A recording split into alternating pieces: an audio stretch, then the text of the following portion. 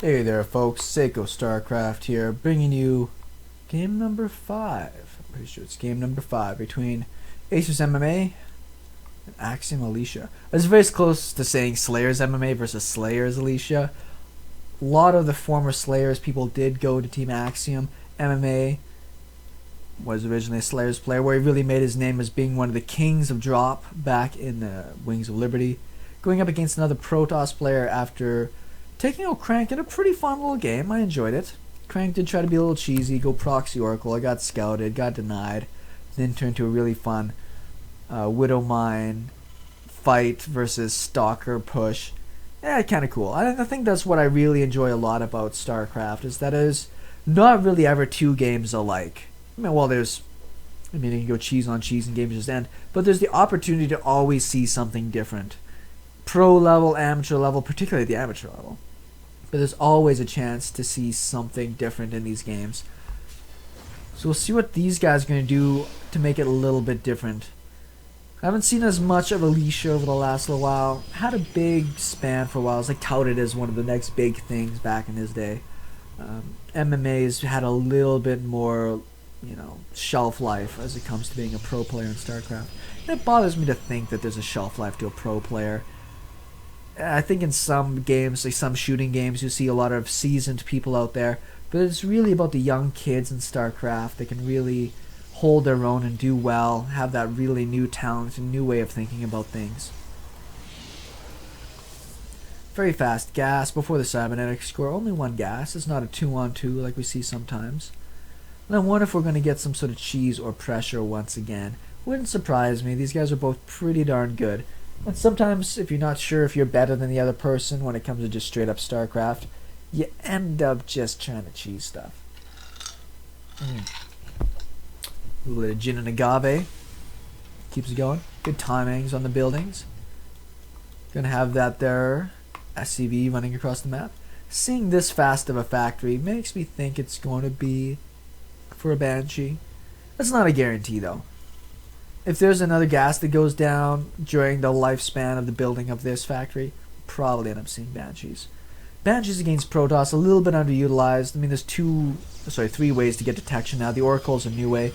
C is going to get Nexus first. Well, it's not Nexus first. What are you talking about, Sean? I don't know. I've been drinking. I'm actually going to be able to have that mothership core come out. And this is probably one of the safest ways to get the best economy. The mothership core with the photon overcharge can do so well. The great thing though is if you hit the photon overcharge on the wrong spot, sometimes you can just walk around it and then kill everything. Where are you guys going? Watchtowers? Yes, you are. There is the starport. No, it's going to be another widowmine drop. The widowmine drop worked pretty well against Crank, even though it was a little bit mistimed. On this side, there is no detection that's going to be out for a little while. There's no robo, there's no Stargate, and there's no forge. So if we can get in here and get the damage down, maybe we're going to be able to see some funky stuff happening. We'll see. I like that. I think you could just walk up here. There's just a stalker. 3 Marines in the Widowmine would just deal with this. The burrow weight of a Widowmine is that if you burrow it next to a stalker, I know because I've tried this, the Widowmine will burrow and finish burrowing before a stalker can kill it. Just for everybody to know. Hellions. Supply block? You don't say. Very brief supply block. Twilight Council. Are we going to have a DT? A 2-base DT play? Why not? I haven't seen any DTs yet today. Big pile of Marines. Hellions on the way. This actually might be enough to go in here and do some damage. Once again, photon overcharge can kind of throw a wrench in things. But he's only got enough for 1 photon overcharge, and then he can maybe run by it. To deal with any type of Reaper play, you'll see a lot of the times either they wall in this drop point.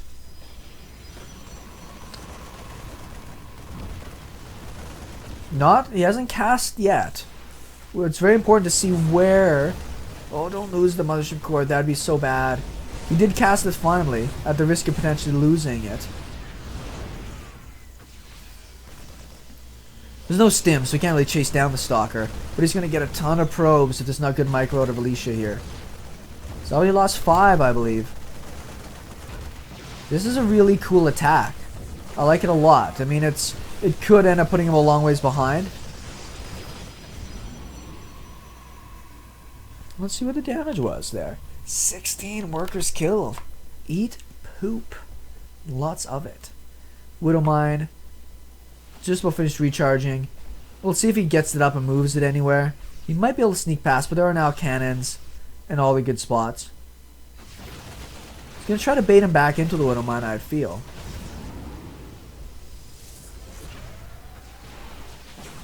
Oh, gee.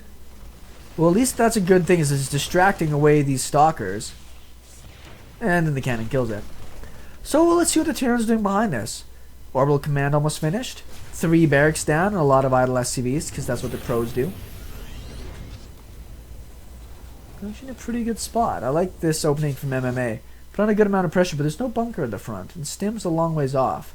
So these stalkers might be able to get a kill or two before anything gets cleaned up. If we look at the overall worker count, the Terran is ahead, and he's got mules. But it's just a matter of time before the kick-in of, producing workers with the... I'm sorry. My mind is completely drawing a blank right now. Chrono Boost. Ha! How could I forget about Chrono Boost? The most amazing thing for protoss. Ooh, Blink's done. And he showed it off there a bit. Now MMA is starting to take a good supply lead because he actually has production facilities in place. 3 barracks, and he's ready to start making double medevacs. On the protoss side, just going to be going up into 3 gateways with a Blink. And that's an okay opening, right? I mean, that'll do pretty good, but unless you've got some pretty sick Blink control, it's tough to just survive on Blink Stalkers alone. Factory heading out on its long journey to scout. Another supply block from MMA there.